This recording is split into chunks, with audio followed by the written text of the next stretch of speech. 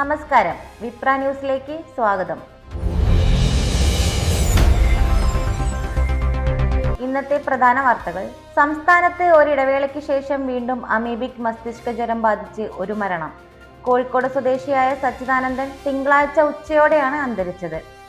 കടുത്ത ഛർദിയും മറ്റ് അസ്വസ്ഥതകളുമായി ഒരാഴ്ച മുമ്പാണ് ഇദ്ദേഹത്തെ കോഴിക്കോട്ടെ സ്വകാര്യ ആശുപത്രിയിൽ പ്രവേശിപ്പിച്ചത്. പത്തനംതിട്ട ജില്ലയിലെ അടൂരിൽ KSRTC ബസ് നിയന്ത്രണം വിട്ട് പോലീസ് ജീപ്പിലിടിച്ച് അപകടമുണ്ടായി. തിങ്കളാഴ്ച രാത്രിയാണ് ഈ അപകടം നടന്നത്. അപകടത്തിൽ പോലീസുകാർക്കും പ്രതികൾക്കും ഉൾപ്പെടെ 5ഓളം പേർക്ക് പരിക്കേറ്റു. തൃശൂർ കൊടകരയിൽ ബസ് ശരീരത്തിലൂടെ കയറിയിറങ്ങിയ യുവതിക്ക് ദാരുണാന്ത്യം. ഇരിഞ്ഞാലക്കുട സ്വദേശിനി ആഫിദയാണ് മരിച്ചത്. ബസ്സിനെ മറികടക്കുമ്പോൾ റോഡിലേക്ക് വീഴുകയായിരുന്നു. അതേ സമയത്ത് തന്നെ ആ വഴി വന്ന ബസ് യുവതിയുടെ ശരീരത്തിലൂടെ കയറിയിറങ്ങി.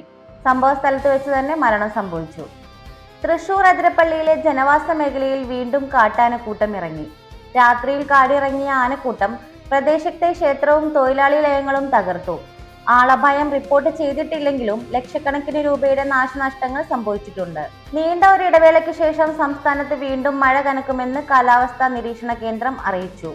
ബംഗാൾ ഉൾക്കടലിൽ രൂപം കൊണ്ട ചക്രവാത ചുഴി ശ്രീലങ്കൻ തീരത്തേക്ക് നീങ്ങുന്നതിന്റെ ഫലമായാണ് കേരളത്തിൽ മഴ ശക്തമാകുന്നത്. പത്തനംതിട്ട, ഇടുക്കി ജില്ലകളിൽ യെല്ലോ അലർട്ട് പ്രഖ്യാപിച്ചിട്ടുണ്ട്. ഇതുപോലുള്ള ന്യൂസ് അപ്ഡേറ്റ്സിനായി വിപ്ര ന്യൂസ് സബ്സ്ക്രൈബ് ചെയ്യൂ.